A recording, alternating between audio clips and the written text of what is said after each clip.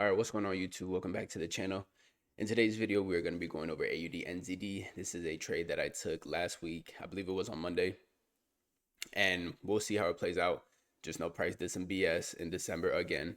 But before we get into the video, be sure to like, comment, subscribe. Always follow the Instagram. If anyone's looking to join the free Discord, link will be down below. And if anybody's interested in joining the VIP membership, the link is also down below. Also, to any traders outside of the US, I have a affiliate link, a partnership with Fusion Markets. So if you're looking for a broker, be sure to check them out. After talking to a team member, doing my own research, they seem like a really good company, which is why I wanted to present them to y'all. Now, I'm in the US, so I don't have an account with them. But as always, if you want an account, be sure to do your own research and check them out yourselves. Now let's get into AUDNZD. So we're starting here on the weekly. As always, if you watch my Sunday setups, then you know we was looking for buys, and we have this beautiful area of interest here with multiple touches. And although the weekly is bearish, right? So this is how we look. This is lower low. This is lower high. Although the weekly is bearish, the daily and the 4 hour were bullish. So we'll go over that now. But as you see here, the area of interest, 1 touch, 2 touch, 3 touch, 4, 5, and it continues left. Very valid area of interest on the weekly. That also happens to line up with the daily. And not only that, we also have this EMA under price, which we could potentially look for it to push price up as the week went on. So that's the weekly. Let's jump down to the daily. First, look at if we're bullish or bearish. In this case, actually, let me do market replay.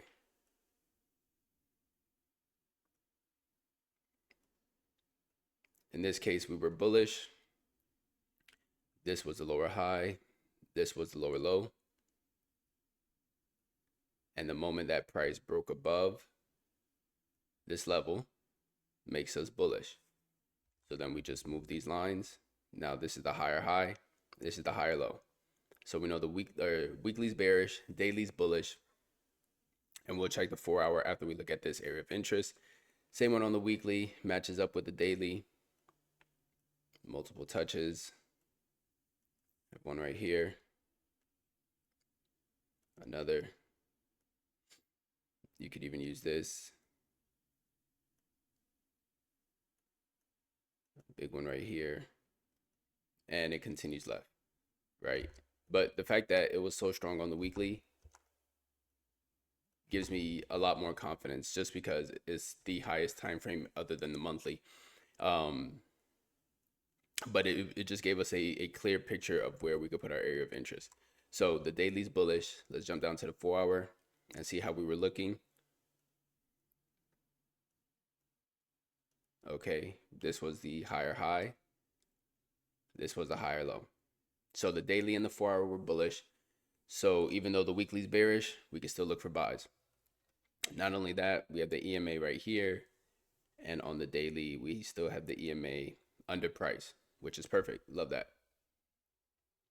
So now that we know, we don't have to worry about the area of interest on the 4 hour, because we just look for our area of interest on the daily and the weekly. And yes, I know a lot of people in the comments ask me if I trade Alex's 7 baguette strategy. Yes, that is who I learned from. That is how the strategy that allowed me to make money out the market. So that's the strategy that I use. Now, I may not use everything he uses, like grading my trades with, the percentage of 10%, 5%. I don't do all that. No specific reason. I just don't feel like that really helps or increases any likelihood of me winning a trade or losing a trade. I just know exactly what I'm looking for. Same thing every time. If I get it, then I take the trade. If I don't get it, I don't take the trade. So this is Alex's 7 baguette strategy for everybody in the comments who's been asking. Now, since we know where our bias is, what we're looking for, we have our area of interest marked up. The only thing we're looking for is for price to come and close into this area of interest. Now, if you saw my previous video, I believe it was last Saturday. If you saw that video, then you know that I used to wait for wicks like this, right, where price used to come into the area of interest, not close, but just come, and then if it gave me a shifter structure within this area of interest, then I take it. Sometimes Alex takes those, sometimes he doesn't. Have found lately, like literally this month, that that doesn't really work for me. I'm not as confident taking those trades. I feel like every time I take those trades, I end up getting wicked out. So what I started doing was just waiting for price to close into the area of interest.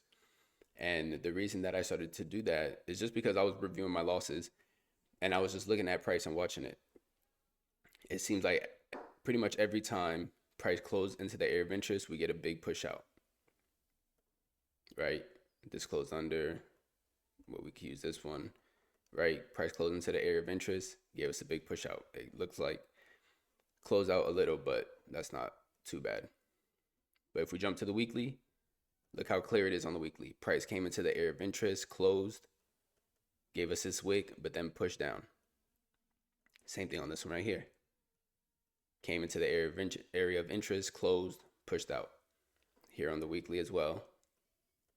And then here on the weekly as well, right? So, and this one I missed. So these are the things that you got to take note of, right?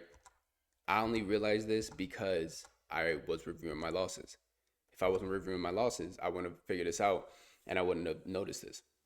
So if price does this majority of the times, then why am I just looking, or why am I mainly looking to take wick entries? That doesn't make sense. Price is telling me that majority of the time price closes into the area of interest. Then on the next candle, we end up pushing down.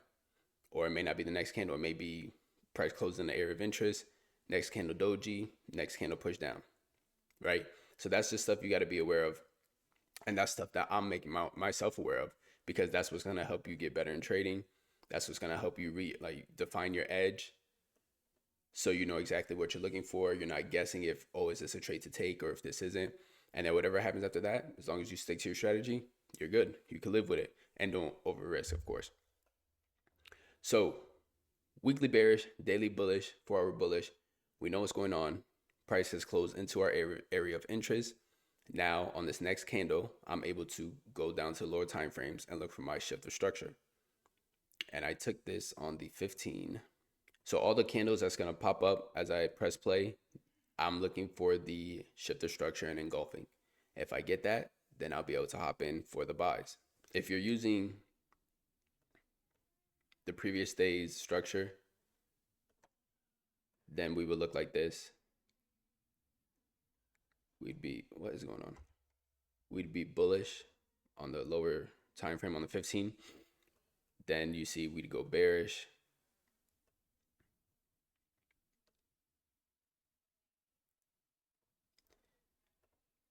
And then you see we go bullish again, right? We shift our lines. This right here, price going bearish, and then going back bullish is our shifter structure, right? That's exactly what we look for, especially if we're looking for buys. Price to be bearish, come back, go bullish. Now we're looking for our pullback and then our engulfing candle. So this is all we're looking for. And if you're looking for sells, it's just the opposite. So let's continue. We see now that price is bullish. Pulls back, boom. Engulfing candle, doji right there. This is my entry. Now I put my stops under this wick, around 5 pips under this week's wick. So if this is 18, 19, 20, 21, 22, 23, put it at 23. And then I was just going for a 1 to 3. So somewhere up there. So this is the entry. Beautiful. I love it. I'll take this entry 10 out of 10 times, right? Price comes back into the area of interest. Doji, engulfing candle. Love to see that. Stops are below. Whatever happens, happens. Now, of course, this month is on some BS. So as we play price, we see it's just a little profit, but immediate drawdown, to be honest. Let me keep switching from this. Immediate drawdown, to be honest. Drawdown, drawdown, drawdown. So we're in the trade, and price has just continued to move throughout the week. We didn't get wicked out here, which is good. Price ended up coming back up, and then finally it wicks us out. Now this isn't what it actually looked like. I think I have a screenshot, and I'll pop it up because I took like a little screenshot of it because I was gonna send it to the VIP members. But we literally got stopped out by, had to have been 1 or 2 pips. 1 or 2 pips got stopped out, and then I believe it was maybe Thursday, NZD CAD news came out, and price ended up skyrocketing. Let's watch it. No, not even. Actually, Wednesday, after we got wicked out, price pushed up back into profit. Then price came back down. And then, exactly, this happened. This BS happened. And price shoots right back up into profit and continues to be in profit for the rest of the week. Now, let's talk about, I guess, what I could have done to prevent this, right? Did I follow the strategy? Yes, absolutely, right? Put the stop loss under the swing low, so if we got stopped out, then we know we're wrong. But one thing I could have done is just put it under this area of interest. So if this was 24, it would be 29.5. We'd be in the trade, and we would not have gotten stopped out. So it is what it is. Nothing really we could do about it except take the next trade. I still, like I said, will take this trade 10 out of 10 times. Maybe 5 out of 10 times I might put the stop loss under the area of interest. It's just hard because sometimes the area of interest is like 60 pips, and I'm not trying to have a 65 pip stop loss. So I'm not trying to do that. I have decided to stop trading in December. I think my 2024 trading year has been great, honestly, and it has come to an end. But that's good for me because I'm just going to reset, get my mind focused for 2025, realize what I have to do, keep back testing, locking in, reviewing my losses, seeing if I could find anything else just to redefine my strategy again, or the set and forget strategy, just to make it a little more accurate for me. And then when this January 1st comes, hit the ground running and just trying to improve my trading from this year. Definitely write down some goals. That's what I'm gonna be doing. Write down some goals on what I want to accomplish within trading, whether it be passing a funded challenge or, you know, making at least 50K on the live or whatever it is, whatever you want to do. Be sure to write those down because that's what I'm gonna be doing. So yeah, that's a trade that I took this past week. It was a loss, but we just charged it to the game and we keep moving. Before I go, I saw a comment in my last video, and it said, can I give some advice to people who are on losing streaks? The best advice I could give you is keep your head up. It's gonna happen. I'm on a losing streak right now. I'm on a 4 trade losing streak. It is what it is. It's part of trading. I highly recommend doing what I have been doing and going back and studying your losses, reviewing your losses, because that's where you learn. You don't learn from the wins. You learn from the losses, what you could do better, what you could get better at. If you risk too much, make sure you're identifying how your psychology felt when you're in those trades.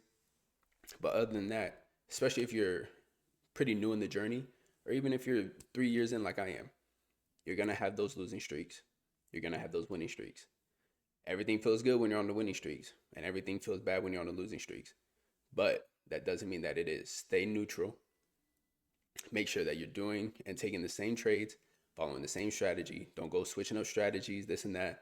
Stay true to your strategy if that's the one that you believe in, if that's the one that's been able to make you money, just like I am. So don't let the losses get you down. I don't give a damn if it's 10, 15 losses.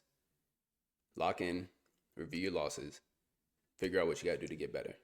And that's how you get out the slump. If you got to watch videos, watch videos.